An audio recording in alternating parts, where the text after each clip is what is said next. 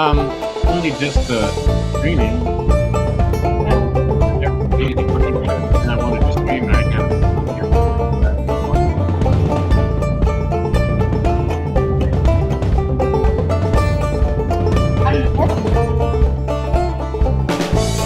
They give you some for watching other.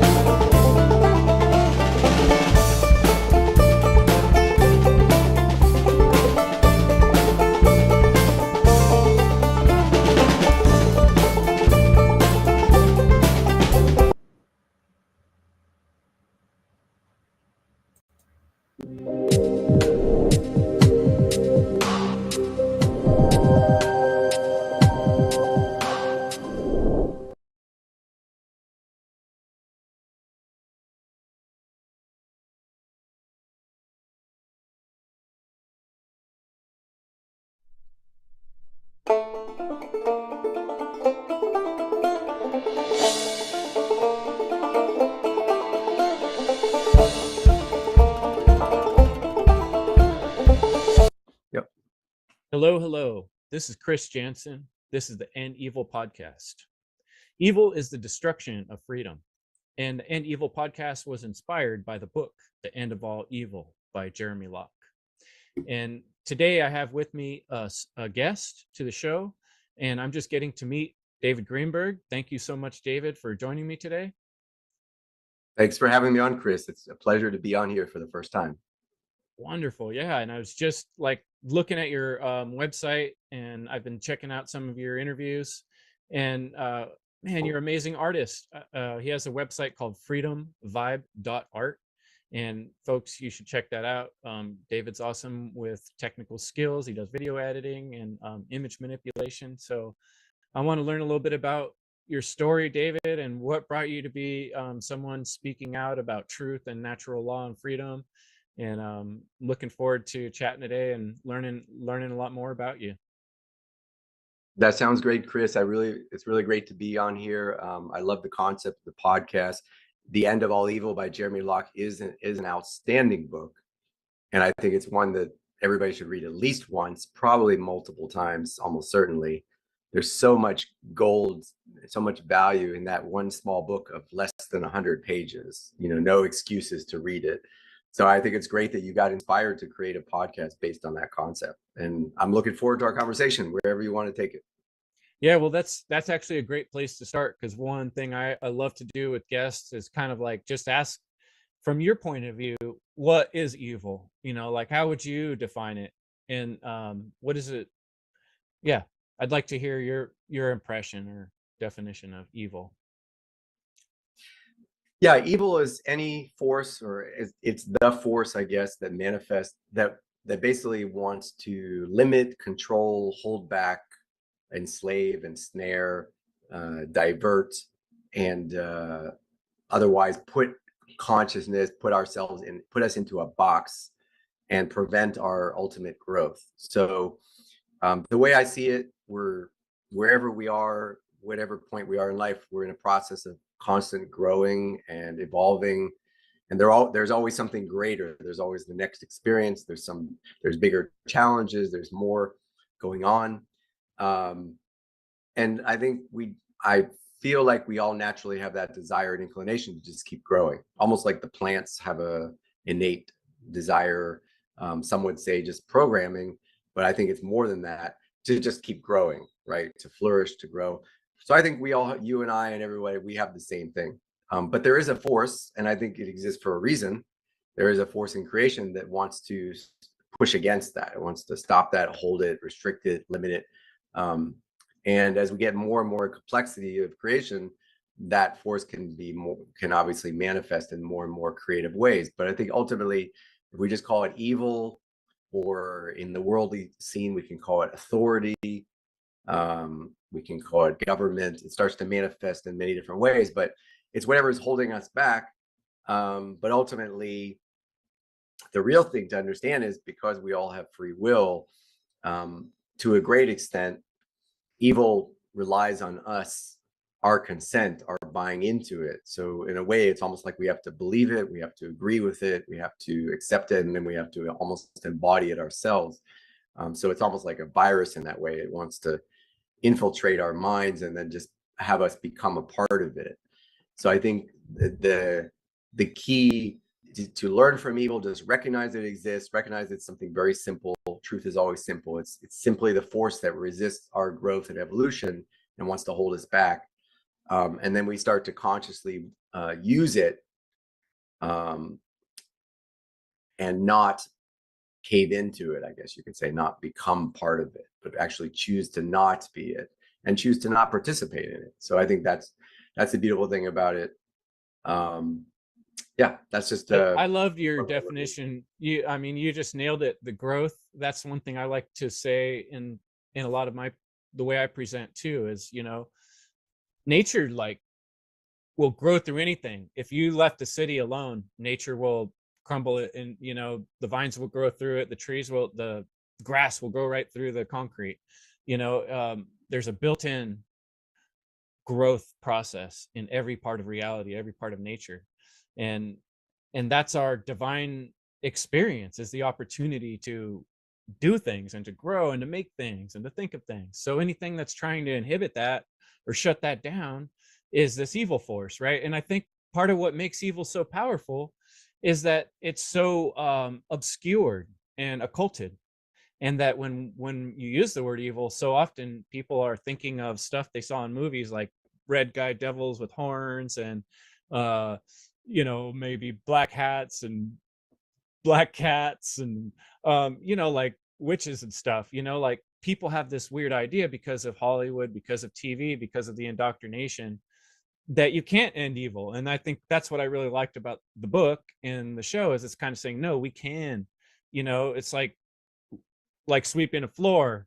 You can clean the room. It doesn't have to be a mess. We don't have to live in a world that's completely inundated with evil. And right now the situation is that evil seems to have the upper hand from my point of view.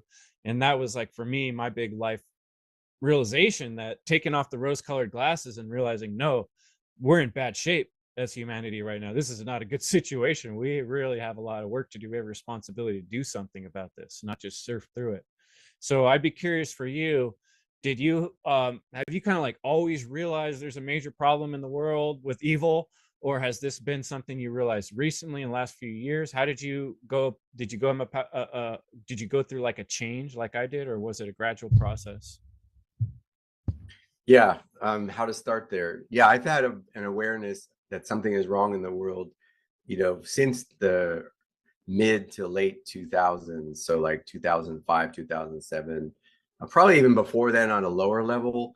And I think even when I was a child, I actually through my whole life, I've always had this kind of background awareness that things just don't seem right.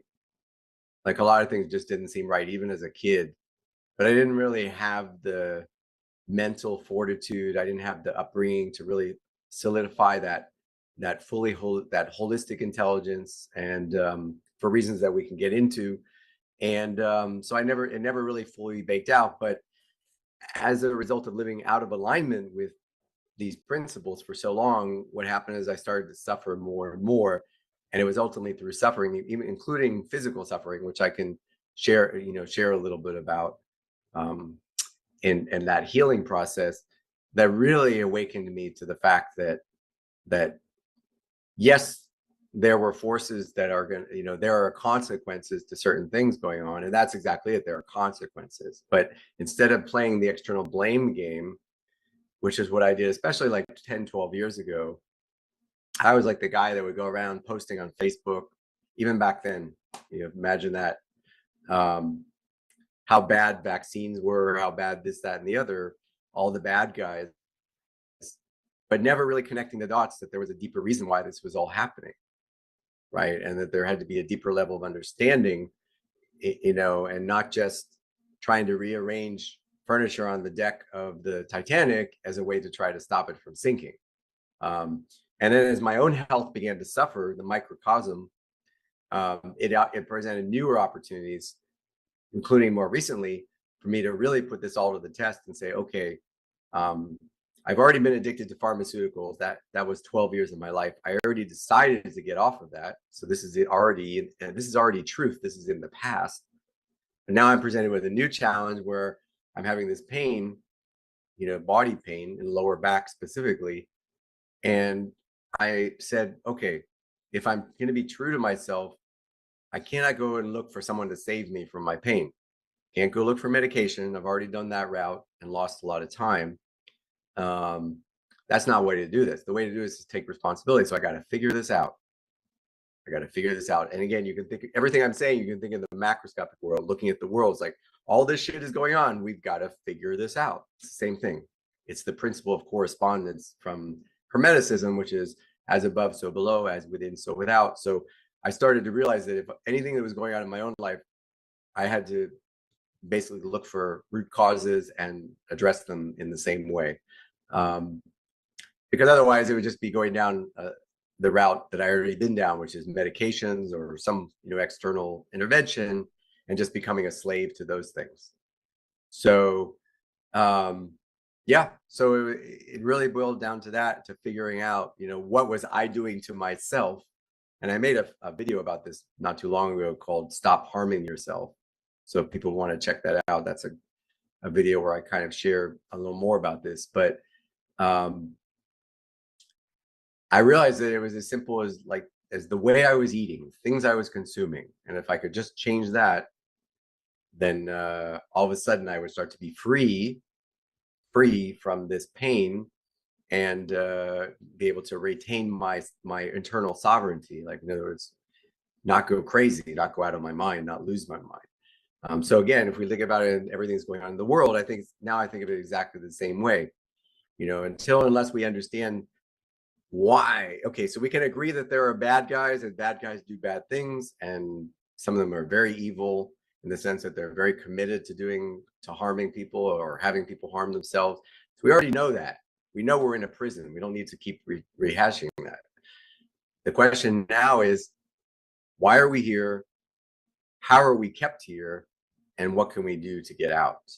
Right. So that leads to the deepening of understanding of these principles. And now it's like the most frustrating thing for me now, Chris, is just seeing people around me who are so unconscious to the deeper truths. That's the thing that really frustrates me now more than ever, is seeing people who are so deeply asleep and realizing that ultimately they have free will, so we can't force them to think a way other than they want to. But they're also, by virtue of sharing this reality, they are contributing to you and I and everyone continuing to suffer, continuing to live in slavery, because it's going to take the majority of everyone to shift their consciousness or raise their consciousness for us to get out of it. So it is kind of frustrating, but it's also the opportunity. Right. Like the biggest challenge the universe could offer us, we must be pretty amazing souls to be dropped into this situation. You remember, have you seen those magic eye pictures? I remember they used to, like, whenever you go to the mall and you go to the store that has like pictures or paintings you could buy, they'd have those magic eye ones where it just looks like a bunch of static, but if you stare and you focus your eyes just right, you see this 3D image pop out, right? And It's like, for me, it kind of happened around, I was like looking deeply into 9/11, and that got me interested in weather engineering and geoengineering, chemtrails, and I started going down that path to study. And I started getting so stuck on trying to draw any conclusions. I was taking information and I was trying to discern what was what. And I started noticing the biggest thing that really affected me was that when I would talk to other people about it, they weren't being honest. They weren't willing to have the conversation. And I felt the need to bounce off of people to get their, I felt at that time like a lot of other people were smarter than I was, and so I wanted to get their opinion to help confirm what I was seeing or not seeing. And I kept getting back from people, not an opinion or an idea or a reflection, but just I don't want to talk about that. I can't talk about that. Just like little kids. They're basically changing the subject, just giving me a blank stare, just saying, oh, that's a bunch of stuff, and then, so for me, the deeper, like, really awakening experience was like, oh my gosh, we're living in a different world here. These people don't want to know reality. They don't want to know what it is. They're not curious. And that for me was like that magic eye picture. It was like really seeing this other dimension to reality that other people don't want to see. And that's my way of kind of describing my experience that is similar to what I was reflecting from hearing you speak. And I also, similar to you, went through a major health revelation a few years later after that. And then, like you, I decided I got to figure out this myself. And for me, it came in the form of a breathing problem. And I was having these like allergy stuff. And I was able to solve it with a series of things. But eventually, I think what has healed me and protects me from having that problem now is a breathing practice that I've learned to do. And, I think for each person, there's different ways to heal ourselves and find the healing modalities. But it takes that decision that I'm going to figure this out. I'm going to seek help in my own way. And I'm going to find the solution. And that's like, in a way, to me, true faith is being able to trust yourself and find that inner responsibility. So tell me a little bit more about your story of how you achieved that. Are you feeling pretty healthy these days, or is it something you're still battling with? Yeah, that's a good question. So just to follow up on that, so I'm feeling a lot better, and I've unlocked a better understanding. I still falter sometimes because what I've had to do basically, Chris, is I've had to give up all sugars and carbohydrates in my diet, or at least 99% of them, including fruits. I basically had to give up all fruits and vegetables, grains, and most oils and dairy. So really, I'm left with meat, eggs, and fish, seafood. So that's it. If I eat that way, 99.9% of the time, I have almost no health issues. I sleep really well. I have really good energy, and my mind starts to get very clear. The challenge is just like any addiction that I've had. Oh, and I should say, I should be honest. As you guys saw, I'm drinking some coffee. So coffee is the only plant-based exception that I have, or one of very few plant exceptions that I have, that I seem to be able to get away with. But I also recognize it's not ideal, and at some point I may need to eliminate that. But I decided to eliminate the sugar first, anything that converts to sugar, again, including carbohydrates and fruit, for example. And that was really, eliminating that from my diet really was the master key to unlocking um, faster healing. So I think what I've been able to understand, I don't have a way to look inside my body, but I've been going through a healing process. It seems to be a very old injury. It may be something that from my childhood. I don't really have all the information on it, but it may be like a partial deformity. It may have been something that happened when I was born. It may have been from a damage from a vaccine. These are some of the different working theories I have, but there's no way to know for sure what exactly caused it. It's one of those things, but it's something I've suffered with on and off through my whole life. The medications I used to be addicted to kind of hid it from me, but that's the key. They just hid it. It didn't really solve it. So fast forward today, yes, for the most part, I've been able to dominate it. If I break down and treat myself to having an occasional fruit, if I have like one banana a week, it's not going to be that much of a big deal. Like every once in a while, I treat myself to something, which I think is natural, and I think we don't want to go to extremes. But if I go beyond that, if I start to, fall into the realm of, okay, now I can start to eat more of it, then the suffering, the pain comes back. So it's just like, it's very interesting to see that very strict, it takes an act of will, again, drawing upon these principles of psychology. It takes a real act of will and courage to keep saying no over and over again to something that is so tempting. And I think that's a microscopic way of looking at the world, is that there are a lot of things in the world that are very tempting, but they can only lead ultimately to suffering for all of us. And so it's going to take a real active will to say no. And so when I saw how important it was for me to dominate my own will in my own life, I could see now why it was such a big deal. Why the dark occultists, who are known to have very strong willpower, like that's one thing they're very good at, is they're very focused. No wonder they're beating our asses, in terms of the world, what's going on in the world, because they are completely unwavering in what they do. Whereas we, meaning those of us who are not a part of that, at least not actively, unless we can show an equal amount of willpower to really overcome things, then we're gonna continue to be enslaved by our own desires, enslaved by our own addictions and even cravings, things like that, and laziness and all these things. In other words, mental laziness, things like that. So, so it's kind of an ongoing process. I think that's the way it is in life in general. Will I get to a point where like all of a sudden I have no more pain, it's all 100% healed? Maybe, but I kind of look at it more as right now, for me, the master lesson is just to keep cultivating willpower, because sometimes I do falter. It's not as much as in the past, but sometimes I do cave in, and I can again see we can use that as a reflection in the world stage. If we just cave in a little bit slavery, a little bit limited government, it's kind of like the parallel in the world stage. No, it's just it keeps opening the door to the same. It keeps fueling the system, right? So there is, so we have to really, really withdraw our support for evil and its machinations in the world stage, just like I had to change the way I treated myself and the way I eat in my own life as a way to heal. Yeah, what's funny too is that it is so unique in terms of our personal work. My personal work is not the same as someone else's personal work, what needs to be done. And Yep. what's going to work for you is not necessarily going to work for me.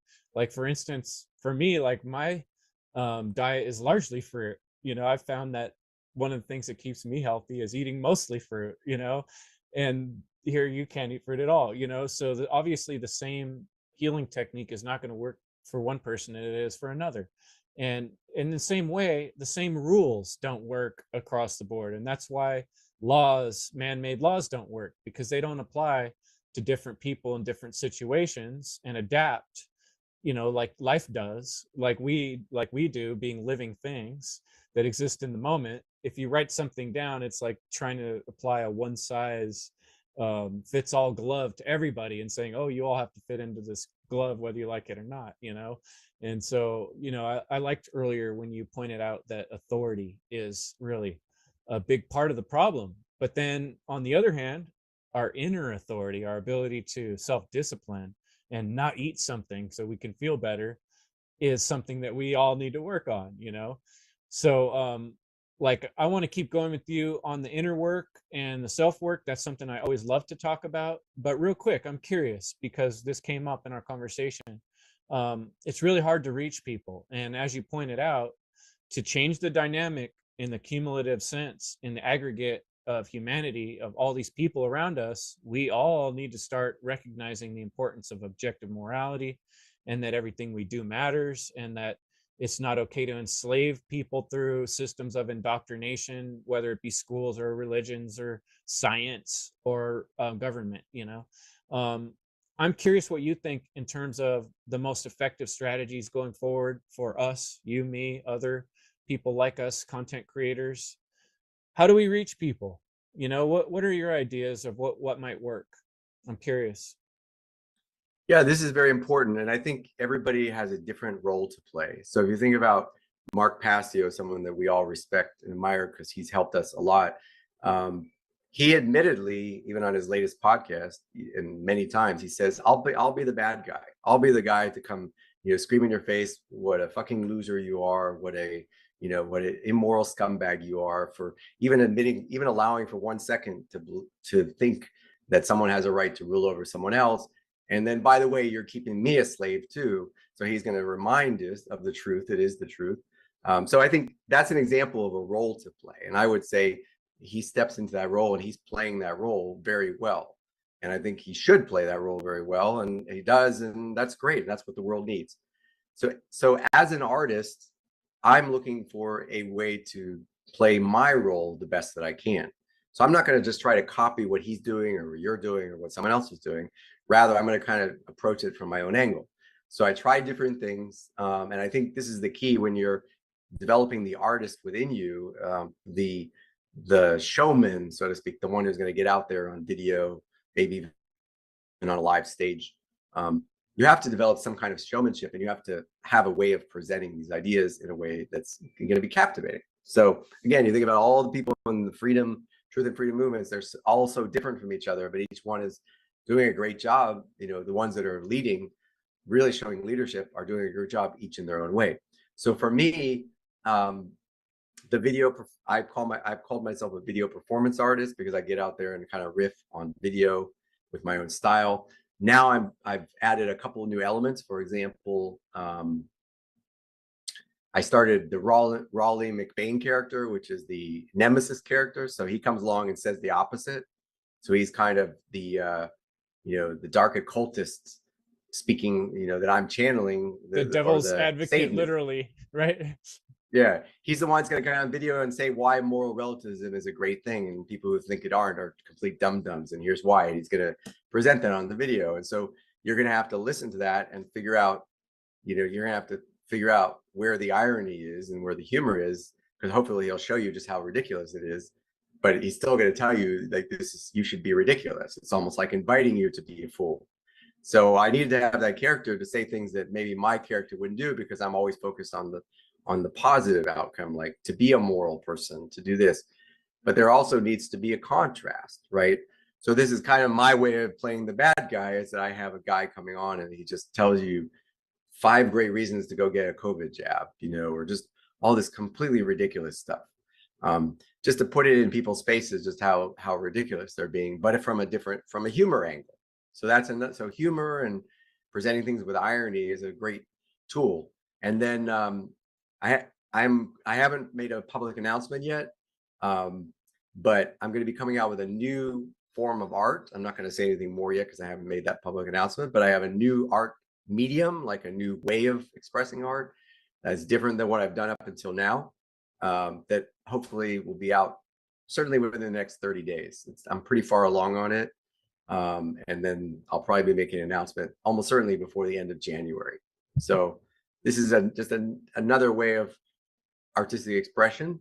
And then a third thing that I'm doing, in my case, I'm going to be doing, and this I can share publicly because I don't think I don't think I need to keep it under wraps, but I'm going to be officially starting to do content in Spanish for the Spanish speaking audience. So this is a new, it's not going to be to the exclusion of English. In other words, I'm not going to stop doing things in English, but I'm going to introduce a new line of videos, a new line of content that's going to be specifically in Spanish. In Espanol.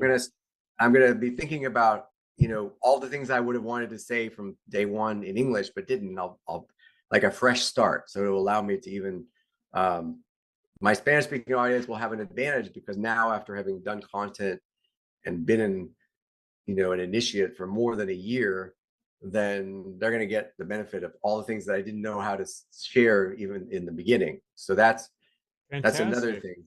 Yeah. And these are, of course, all things towards an audience online. We can also talk about, how to interact with people one-on-one or even in small groups, because that's very challenging. I would argue that's even more challenging. But there's also an art to that as well. Absolutely.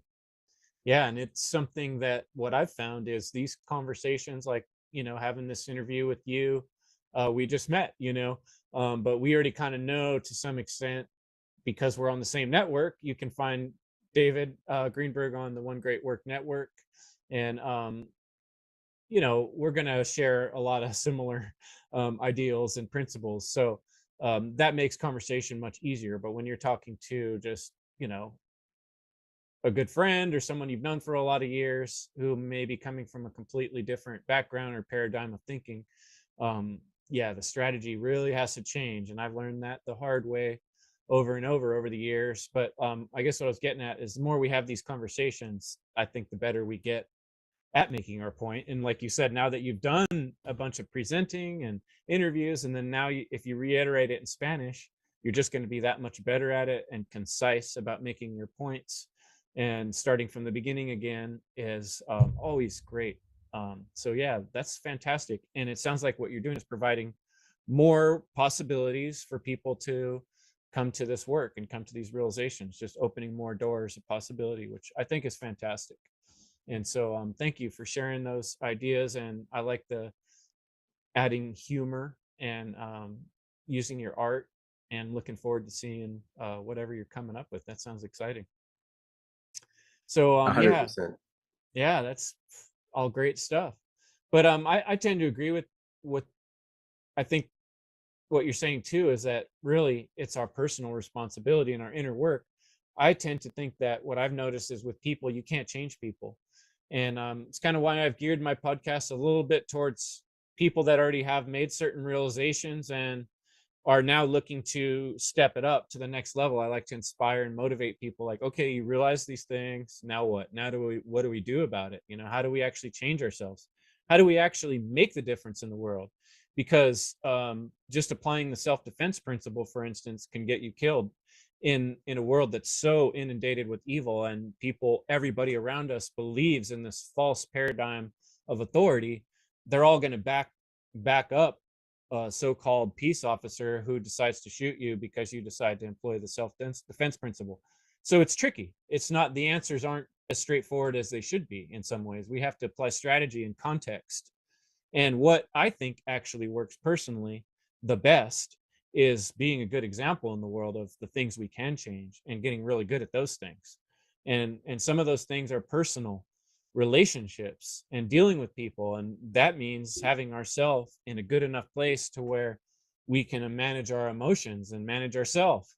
And so, yeah, let's talk a little bit about the inner work, shadow work, path work. I'd like to hear a little bit of your process there, or advice for people, or your own story. Yeah, it's great stuff there. Let's unpack a few of those things, and I'm sure we'll go off and maybe a couple of tangents. But just to zoom in for a second on that idea that we can't change other people's minds, this really has to be understood. And when we speak fairly forcefully in this community, and you'll hear sometimes myself or Chris or others in the community speaking pretty forcibly when we share ideas, but it always comes from a place of love, and it comes from a place of more wanting to overcome resistance rather than trying to actually force someone to think a certain way. And the difference is subtle. And if you're not used to having your ego, the thing is, most people are not used to having their ego challenged. Most people's egos, and I'm one of those people. So I'm saying this from firsthand experience. I was the kind of person that would not allow myself to be corrected, would not allow myself to be reprimanded or admonished or whatever was called upon in that particular scenario, because I had allowed my ego to become overactive and not have its proper place. Again, we don't want to destroy the ego because it exists for a reason. It's a part of us. We have an ego for a reason. It's part of our individuation, but it's not the master of all things. So it's important to understand that it takes some real distinction to understand that when you start to talk to someone and they start to shut down because of their own traumas and their mind control, it's not necessarily because you're doing something wrong. It's not necessarily because you are trying to infringe on their free will. It's because their ego is overprotecting themselves, even from being made aware of the truth.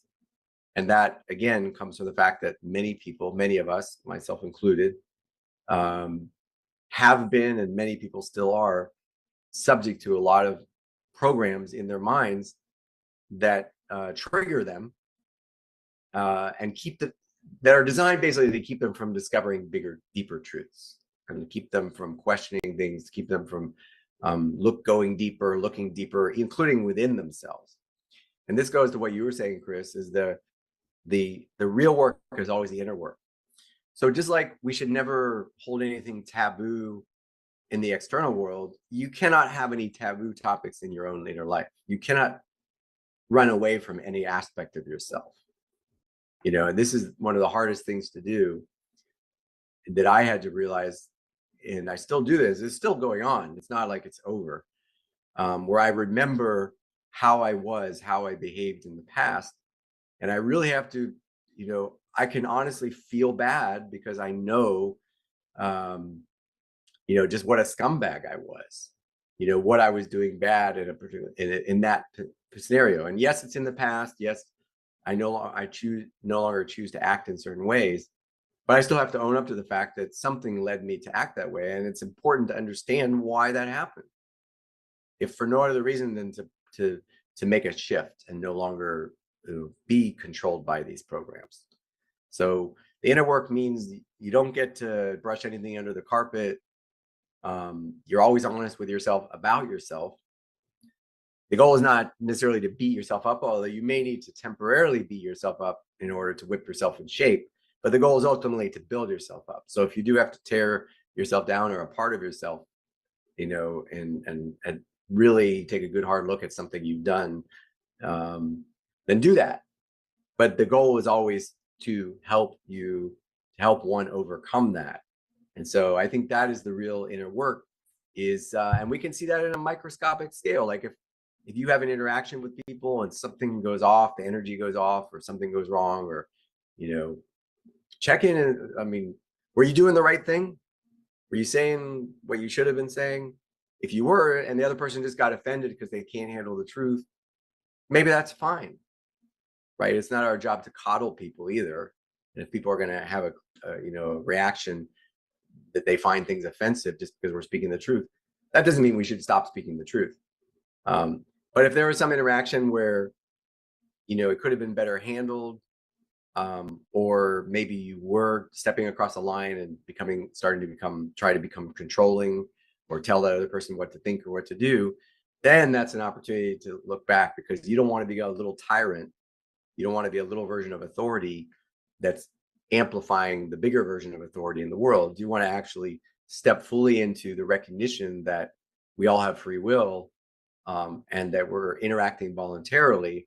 And there is a way to share ideas, but ultimately the other person needs to make the decision. So if there's a fine-tuning balance, it can be a little challenging, and I find that even people in the so-called truth and freedom movement can become very dogmatic and start to try to ram things down people's throat and take certain sides. And of course, if you're in the political spectrum, that's bound to happen. And even within the religions, like the cultural religions, you find that often happens. That people are like, the so-called Christians, meaning the people who are very deeply religious into the religion, who start to say, "Oh, those poor people they're going to go to hell.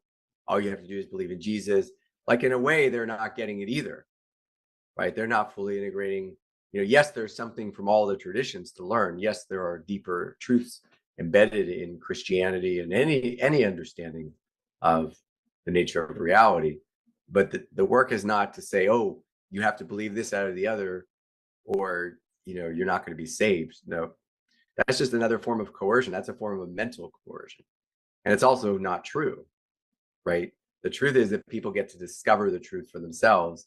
And our job in this community, to answer your question concisely, is to provide the best information possible in as many different ways as possible, and especially information that's going to be important to understanding at a deeper level, or understanding ourselves and the nature of reality, so that we have a chance to make better decisions. What we decide to do in the end, again, that's based on free will, but at least having better information, at least having more perspectives, at least being shown what it's like to have holistic knowledge or holistic intelligence activated, what it means to have willpower activated, what it means to consciously choose from free will. Like an example, like you said, the more we can be that example and then explain why and how we are the way we are, then I think that's really much more valuable to creating freedom than trying to run an agenda. But yes, even at the same time, we do sometimes need to it's appropriate to call people out on their bullshit, and we shouldn't hesitate to do that when appropriate. Right. But yeah, I'm with you. I find myself being my own tactic with most relationships of people that I deal with on a personal level. The aggressive approach has never worked well for me, being who I am. However, I get a lot out of building trust with people. And when people come to respect you, I think they're a lot more likely to listen to you or take you seriously, Absolutely. And so on that process, I just got a little distracted because my mic did something weird. Did you notice a change? Yeah, it sounds you're coming across in a different way, like maybe the input changed or something. Yeah, it gave me a little signal that something weird happened there. Let me see if I can switch I it can back. still hear you fine. You're coming across fine. Oh, okay. Yeah, for some reason my mic came unplugged. Oh well, I'm just using the computer mic now.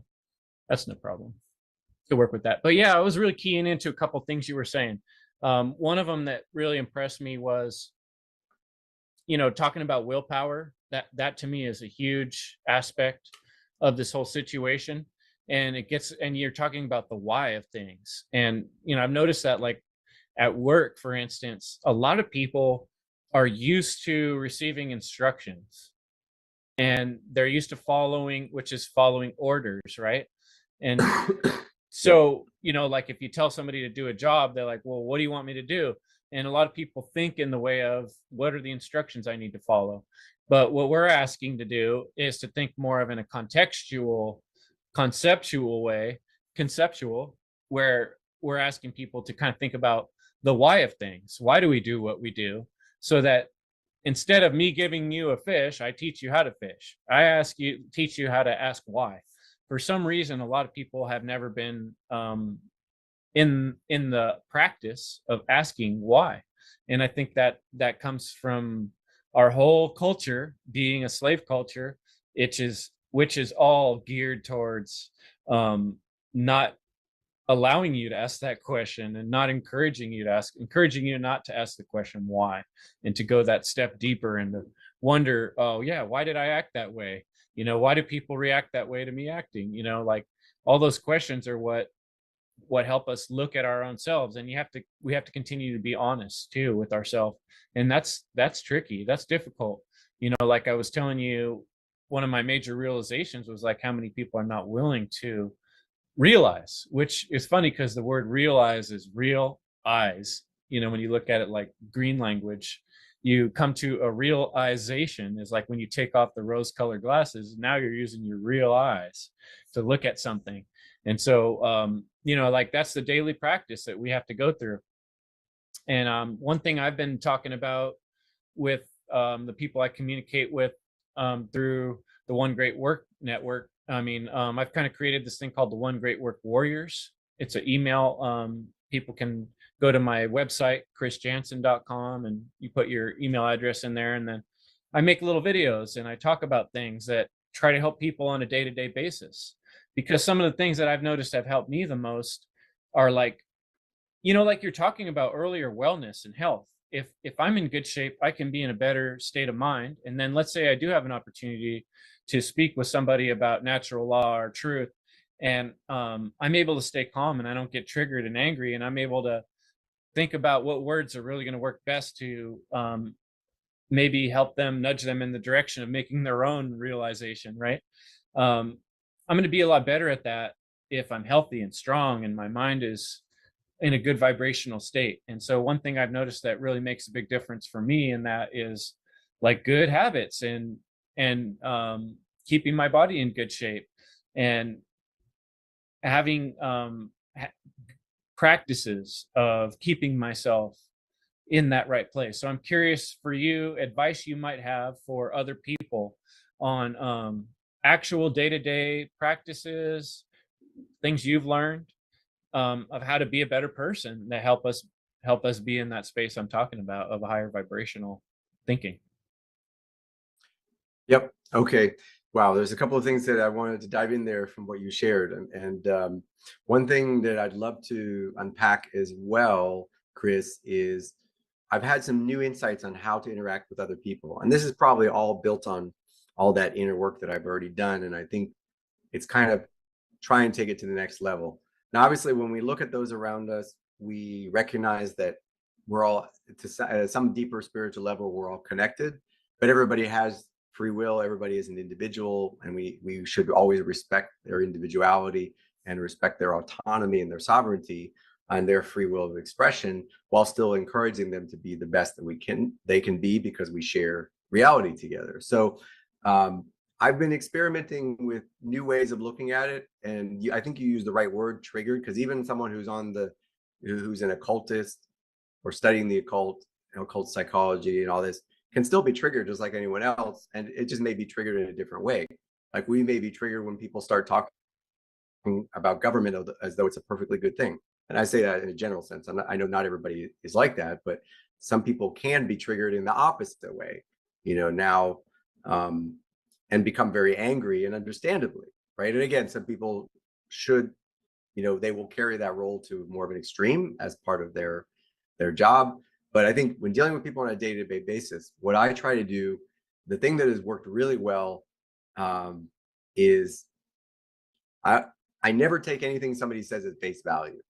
So if someone just blurts out something, or answers a question or whatever it is, I run it through the same filter of my best understanding of as someone like you and I have a conversation. In other words, whether it's just someone on the street, someone I know, they may or may not have an understanding of the occults. It doesn't matter. Everybody gets treated the same way, which means they get treated in the way they should, which they have infinite value, but we're still going to question things. We're still going to bring things up to them.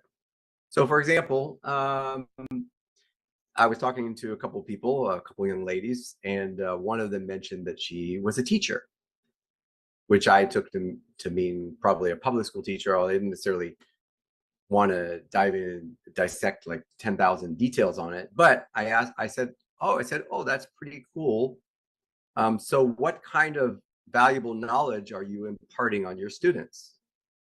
So I kind of took her question and I said, well, what would someone who's operating at a deep level, what would they be interested to know about this other person? Well, a teacher is someone who has the potential she teaches children ages, actually it was a very wide range. She told me it was kindergarten through, I think, 9th grade, or some very broad range. So I was like, wow, okay.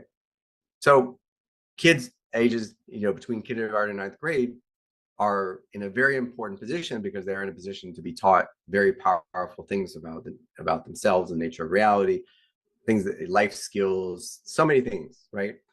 So without being judgy about it and without saying, okay, automatically assuming anything, I asked her that question. I said, well, what valuable and important knowledge are you imparting on those students? And I just asked it like with the most natural thing to ask, even though I knew, this is the acting / artistic side of me, knew that she probably wasn't expecting that question and it would throw her off. Like I knew that, of course. So part of me was kind of setting herself up to trip a bit, but it was not from a place of aggression or not from a place of being mean. It was a place that I wanted her to, let me plug my computer in. It's like a tactical decision. Yeah, right? It was a tactical decision on my part. Hang on, I just need to put my glasses on to make sure I'm doing this right. Something might not be right here. I'm gonna take that opportunity to figure out what was going on my mic too.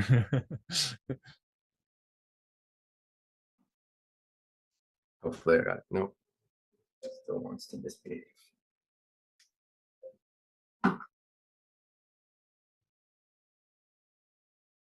Okay.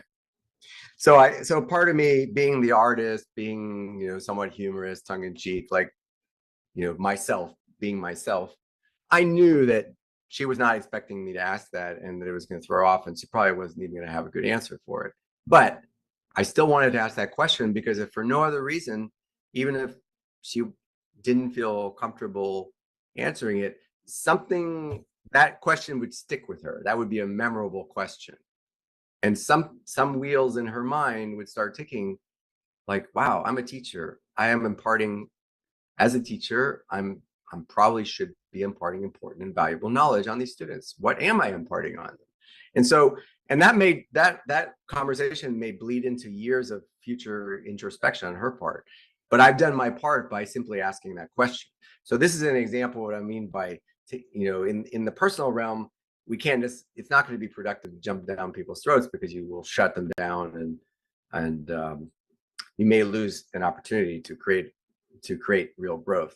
But when you can ask really good questions, for example, this is just one of many different ways of doing it. Remaining calm, not getting to the space where you're going to start to say, well, you should, and this and that and the other, but it's just asking a question that opens the door to a greater level of awareness. to me, that is infinitely more valuable in the personal sphere than any other approach. And if I can do that, something like that, and it comes from a place of genuine curiosity, because, again, if someone says to me, "Oh, I'm a teacher," I'm genuinely curious. Like, why do they want to be a teacher? What's so important about it? What kind of information, what kind of knowledge are they teaching? These are the things I want to know, not how much money they're earning or how long they've been a teacher or just kind of left brain nonsense. I don't care about that shit. I don't even, to be honest, I don't even like the name of someone's name or where they live. Of course, getting to know someone's name is part of getting to know them, but where people live, where they went to school, I never ask those questions. I'm not interested in that. If it comes up, great. If someone asks me and it's part of a greater conversation, sure, I'll answer that. But I want to get to I'm almost like the annoying kid who wants to keep asking why. And I think if we can be like that annoying kid who keeps asking why, even as adults, then this is really going to create a shift. And if someone does have a reaction, this is the next level, is to choose to remain calm. Like one time I said to this woman, this was actually on New Year's, I said first to one person, I said another, I said, I'm enjoying myself in this New Year's, but honestly, there's kind of like this undercurrent of what's going on in the world, and we're not really headed in a great direction. And that's kind of limiting my ability to just let completely loose and celebrate. And her whole face changed. She's like, "Let's save that talk for another day." This is a young woman. Can't be older than 30, 35, right? "Let's talk this up another day," and just completely changed. And I didn't run away. I just looked at her and I said, "Look, I'm not trying to, my goal is not to bring down the mood. I'm just being honest about how I actually feel and just being very honest with you." Yeah, I just said that. I think it's important that we don't, if other people get triggered, we can stay with that, but we don't necessarily assume that we did something wrong because they got triggered, because that is not the case. Right. It's not our fault if people are emotionally mind controlled. That's not something, we do not take on the full responsibility of another person's mind state. In fact, that's exactly the point, is we don't own someone else's mind. They do, but if they have a strong reaction, we can acknowledge that and say, "Hey, this is why I said that."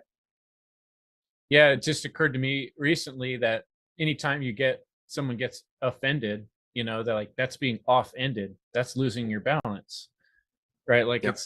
I could really rarely think of the time when there's a righteous reason for being offended, and there are some. I could think about it the more I thought about it, but for the most part, if you or someone else catches themselves getting offended, then that's like a signal that there's something that needs to be thought out or worked on, because you're getting off balance, right? And so if you're able to not get off balance easy, that means you're well balanced. Yep. And I even made a video once called "On Being Offended," where I talked about that, because I was very, it just became so clear at some point that culture, again, using that term that Jeremy does in the book, culture, one of the things that culture teaches is we should get offended. And when people are offended, it's because the person who offended the other person did something wrong, when in fact all they did was go against one of the social norms of culture, right? And that's what led to the off-ended, as you said, like being put off balance, is because someone said something that the other person wasn't expecting because of their cultural programming. And so it hit them. It usually hits you in the ego, hits you, somewhere in your emotional state, and there's some kind of programming around that to protect you. So yeah, but I think being offended is a good thing. And especially when I'm doing my content, I love to, I said this before, and that's true. I actually want to be more offensive, but also in a humorous way, not necessarily, yeah, but I definitely want to be more offensive. One of my goals in life. Yeah, so I asked you like 10 questions packed into one, and you were taking them apart, which was great. And I think we got a few minutes left. Yeah, maybe you got some tips, some life tips and hacks to share with people, to be a better person, a better truth speaker. And then we'll kind of close it up and share any links you want to share. Awesome, Chris. Yeah, I mean, as you said, this is endless conversation. That's the great thing about it, is when you start to open up the door, there's always something to explore and discover. And hopefully this has been valuable for me. So hopefully for people who are watching and listening, it's been valuable. And I would say, just going back and echoing something you said earlier, which I think a lot of us are saying, is you've got to prioritize getting your own shit together first. You have to make it has to be a consistent daily and weekly goal and mission of yours, to just really take a good look at yourself, look at your behaviors, where you can see clearly that something is awry, something's not going well. Obviously, having that foundation of morality, and it's like you have to take a side. You have to decide, you want to be good or do you want to be evil, almost like in that Dungeons and Dragons. Like, some people will choose evil for whatever reason. Some people will choose that path, because we have free will. People can choose that. I don't think it will ever be the majority, but some people will choose that. So first of all, decide what path you actually want to go down and why. And then as part of that, make it a daily, weekly practice to keep examining your behaviors, keep putting them through a filter, and keep making corrections. And don't beat yourself up about it. Don't, recognize when you're wrong, but also give yourself some slack. Recognize that you have the ability to keep improving, and make some kind of organized effort around it. So I used to do a lot of journaling in the beginning. Journaling is a great thing. I don't necessarily do it as much anymore, but for like a 6-month period, it was super, super helpful. I do use breath work as well. You mentioned breath work. I have a breath work practice that I use on and off, sometimes more than other times, but that's also great for introspection because it can create an altered state of consciousness and kind of open up, almost in a similar way that entheogens and certain plant medicine can, but without the use of those medicines. So whatever it takes to get into that state where you can really, really take a look at yourself and decide what you want to clean out. And then also your physical self. So when I shared, you got to get your physical self in order. That's actually foundational, because if your physical body, anytime your physical body starts to degrade beyond the typical level, so say for because we're all all our bodies are always degrading over time. It's just natural, the aging process. But I'm talking about like above and beyond. So anytime when you're above and beyond and it's starting to really inhibit your ability to be fully present because of pain, because of discomfort or whatever, make that a priority. Just like I did, make it a priority, figure it out, become the scientist, figure out what are the causal factors. What are you doing? What are you eating wrong? What are you putting in your body that you could adjust? And I'm not being dogmatic about it, because like you said, some people, will be eating a lot of fruit. For some people will be eating a lot of meat. Some people will be eating different things. I don't want to assume that one person has all the answers, but you got to figure out for yourself, what is that actual, nutritionally? Are you putting poisons in your body and lying to yourself about it? Are you still drinking Coca-Cola and drinks like that, or something like that, or even things with a lot of sugar in excess? Are you smoking in excess? Is there something else that you're doing in excess that may not be beneficial? Are you still taking medications that perhaps would not be better if you didn't take them? So yeah, I mean, that's a whole realm in itself. But I would say, I know I'm probably going on and on about this, but your mind and body has to be a priority. Mind, body, and spirit. You have to really, this is so important. Even more, I would say, people are not getting this nailed.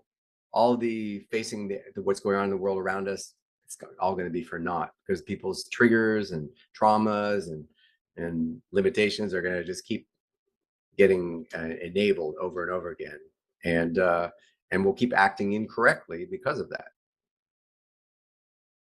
Absolutely. That's a wonderful advice. I had a little inspirational thought today that reality is morality. Morality is so built into the structure of the reality that we're experiencing. That's like the main thing, and everything culture wants to teach you, and religion and government and the indoctrination that we go through in this experience is trying to convince you that reality is just the material, when in truth, it's all about morality. That's really what we're here to experience and learn from my perspective, And so what could be more important than to keep working on yourself and keep finding ways to take responsibility for this wonderful opportunity you have in this amazing divine experience. So thanks so much for joining me today, David. I really appreciate your words and getting to know you a little bit. And I'm looking forward to our next conversation. We already have an idea in mind to discuss occult knowledge. So I'm looking forward to that. And yeah, tell people where to find your work. I know we got freedomvibe.art and you're on the One Great Work Network. Anything else you want to share? Yeah, I mean, I always encourage people to go to my website, which is freedomvibe.art. And I post all of my own creations there, but I also cross post a lot of other creators, mainly the things that I have curated because they really struck me. Like I really learned something valuable, or it's something that I feel could benefit from more people seeing it or hearing it. So it's just a basic site where I share all that content. I also share a little bit more about myself. I share some resources, as you mentioned, Chris, as a content creator, as someone, I call myself a multimedia artist. I'm also a system engineer. So I have a lot of different skill sets. So I would say for someone who is creating content, someone who's part of the greater community who wants to share, more content of this type, but maybe is struggling with some aspect of that, I'm happy to help. That's one of the ways that I help others. So on my website, you'll see some more information about that. I think it's a section called For Creators, and I share some of the things, and hopefully I'll share some more. And like you said, I'm also on onegreatworknetwork.com. I'm one of the more than 70 creators there. It's a pleasure. I remember when I was invited by Mark Passio. Now it was pretty much a year ago, maybe just over a year ago, or maybe just under a year, actually. It was a real pleasure to get that invitation. It's a pleasure to be part of that community, and there's some great stuff going on. So you can also find my work there. And then from either of those sites, I've got links to all my other social media like YouTube, Facebook, Instagram, Odyssey, Float, all the others.